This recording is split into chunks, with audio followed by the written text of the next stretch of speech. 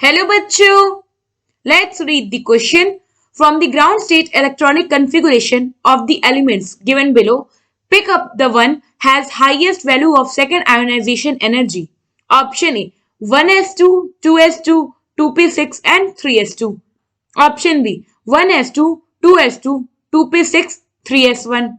Option D 1s2, 2s2, 2p6. And option D 1s2, 2s2 and 2p5. So question में क्या कह रहा है कि हमारे पास कुछ एलिमेंट के ग्राउंड स्टेट के इलेक्ट्रॉनिक कॉन्फ़िगरेशन गिवन है। हमें बताना है इनमें से किसका कौन सा एलिमेंट ऐसा है जिसका जो सेकंड आयोनाइजेशन एनर्जी होगा वो बहुत ज्यादा होगा। पहले हम बात करें आयोनाइजेशन एनर्जी होती क्या है। तो आयोनाइजेशन एनर्जी को हम इन शॉर्ट आई से डिनोट करते हैं।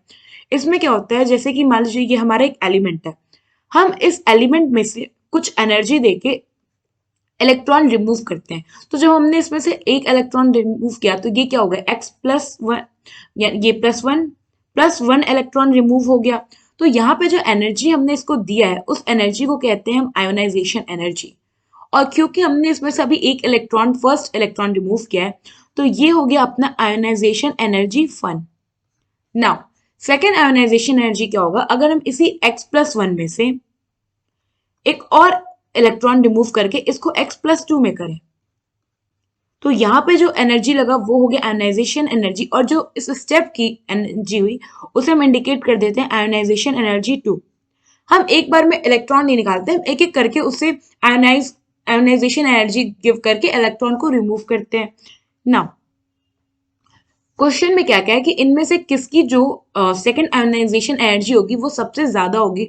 तो इट मींस कि हमें यहाँ जो आयोनाइजेशन एनर्जी वन और टू के बीच का जो डिफरेंस है, डेल्टा आयोनाइजेशन एनर्जी है, वो मैक्सिमम होना चाहिए। मैक्सिमम कब हो सकता है कि अगर हम किसी बहुत ही स्टेबल या फिर आप कह लो नोबल गैस में से अगर हम इलेक्ट्रॉन को रिमूव करें तो क्या होगा, आयोनाइजेशन एनर्जी हमें बहुत ज्यादा देनी पड़ेगी। तो ऐसा इन जनरल होता है हमारे अल्कली मेटल के केस में। अल्कली मेटल्स ये ग्रुप टू के मेंबर्स हैं, सॉरी ग्रुप वन के मेंबर्स हैं। इनमें क्या होता है, फॉर एग्जाम्पल अगर हम सोडियम का एग्जाम्पल लें, सोडियम होता है 1s2, 2s2, 2p6 and 3s1। Now यहाँ पे अगर आप देखो तो ये जो हमारा 3s सब शेल है, जो हमारे यहाँ s सब शेल है, इसमें एक इलेक्ट्रॉन है। और अगर ये सोडियम जो है अपना एक इलेक्ट्रॉन लूज कर दे, Na प्लस कैटाइन बन जाए, तो यहाँ पे इसका कॉन्फ़िगरेशन जो होगा, इसने फर्स्ट इलेक्ट्रॉन लूज किया, इट मींस कि ये अपने फर्स्ट एक्साइटेड स्टेट में है। तो जब ये अपने फर्स्ट एक्साइटेड स्टेट में होगा तो इसका कॉन्फ़िगरेशन क्या हो जाएगा, इसका कॉन्फ़िगरेशन हो जाएगा 1s2, 2s2, 2p6। नाउ ये जो आप देख रहे हो, ये जो कॉन्फ़िगरेशन है ये कितनी है, ये नियन की कॉन्फ़िगरेशन है। और नियन क्या होता है, हमारा एक नोबल गैस। और नोबल गैस है, इट मींस कि इसकी स्टेबिलिटी बहुत ज्यादा होगी, ये हाईली स्टेबल होता है। तो अगर कोई भी कंपाउंड अपने स्टेबल फॉर्म में है और आप जैसे आप क्या है, अगर हमें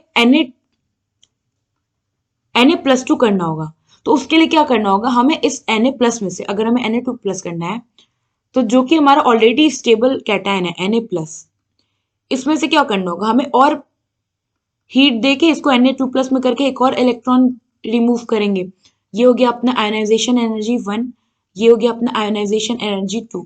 तो एक बात बताओ, Na+ क्या है, बहुत ज्यादा स्टेबल है, और Na2+ क्या हो जाएगा, अनस्टेबल। क्योंकि इसमें क्या था, Na+ में क्या था कि जो हमारा ये सबशेल था P, S, ये तीनों क्या थे, कंप्लीटली फिल्ड थे। जबकि अगर हम बात करेंगे अब Na2+ की, तो इन केस ऑफ Na2+, अब इसका कॉन्फ़िगरेशन क्या होगा, 1s2, 2s2, 2p5। अगर आप देखो तो ये P में क्या हुआ, इलेक्ट्रॉन कम हुआ, तो ये ऑलरेडी क्या हो गया, अनस्टेबल हो गया। और हमें ये चीज पता है कि जो half filled and full field orbitals, या आप कह लो सबशेल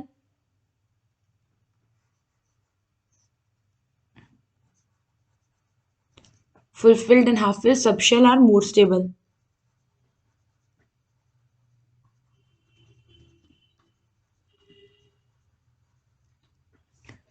So ये अब P5 हो गया। और जबकि जब Na प्लस बना था फर्स्ट आयोनाइजेशन एनर्जी जब हमने किया था तो क्या था, ये अपने सबसे स्टेबल फॉर्म में आ गया था क्योंकि इसने नोबल गैस, बेसिकली यहाँ पे जो कॉन्फ़िगरेशन है कैसा है, नोबल गैस कॉन्फ़िगरेशन है।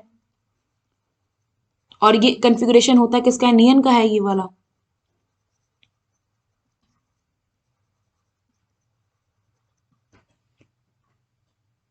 इसलिए अब हमें जब हमें इसको सेकेंड फॉर्म में लाना होगा, इसको सेकेंड आयनाइजेशन एनर्जी देंगे, तो यहाँ पे जो डिफरेंस होगी वो बहुत ज्यादा होगी क्योंकि +1 तो रिलीज करके ये क्या कर रहा था, नोबल गैस कॉन्फ़िगरेशन में आया। बट आई जब हमने इसको +2 में फॉर्म में चेंज किया तो ये क्या हो रहा है, अनस्टेबल हो रहा है। तो कोई भी चीज को अगर हम स्टेबल से अनस्टेबल करेंगे तो हमें बहुत ज्यादा इनपुट लगाना पड़ेगा। नहीं तो कोई भी तो यही चाहता है ना कि अगर वो स्टेबल है तो स्टेबल ही रहे। तो ऐसा हमारा कॉन्फ़िगरेशन एलिमेंट जिसमें हमारा लास्ट में एक एस हो, जैसे कि यहाँ हमारा 3s में क्या है, 1 है।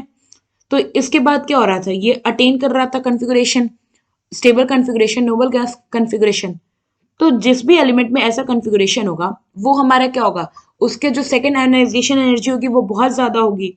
तो अब हम एक एक करके अपना ऑप्शन देंगे। तो पहला ऑप्शन क्या, अगर हम देखें तो यहाँ क्या है, 3s2। 3s2 ऑलरेडी बहुत स्टेबल है। तो अगर हम इसमें से एक इलेक्ट्रॉन को भी अगर हमें रिमूव करना होगा तो फर्स्ट आयोनाइजेशन एनर्जी हमें बहुत ज्यादा देनी पड़ेगी। तो सेकेंड आयोनाइजेशन एनर्जी तो बहुत दूर हो गया ना, तो ये तो हमारा इनकरेक्ट ऑप्शन हो गया। बी की बात करें तो यहाँ पे अगर आप देखो तो 3s1 है तो एक इलेक्ट्रॉन तो इजिली रिमूव हो गया। बट अब हमें क्या है, 2p6 इसको रिमूव करने के लिए बहुत ज्यादा एनर्जी रिलीज करनी होगी क्योंकि ये already noble gas configuration attend कर रहा है। यहाँ हम 3s2 में से 1 हटाएं 2 हटाएंगे, जब दो आयोनाइजेशन एनर्जी हटा देंगे तब हमारा जो होगा, जो थर्ड आयोनाइजेशन एनर्जी होगा उसके लिए हमें बहुत ज्यादा हीट देना पड़ेगा। हमारा ऑप्शन ए में जो आयोनाइजेशन एनर्जी 3 होगा वो हाई वैल्यू का होगा क्योंकि उसके बाद क्या होगा, हम अपना जो नोबल कॉन्फ़िगरेशन है उसमें से इलेक्ट्रॉन रिमूव करेंगे। और बी में क्या है कि हम एक आयनाइजेशन एनर्जी तो इजिली कम अमाउंट में भी रिमूव हो जाएगा क्योंकि नोबल गैस कॉन्फ़िगरेशन अटेन कर रहा है। यहाँ पे जो हमारा आयनाइजेशन एनर्जी 2 होगा उसी की सबसे ज्यादा वैल्यू होगी। एंड सी की बात करें तो ये ऑलरेडी क्या है, एक नोबल गैस कॉन्फ़िगरेशन है।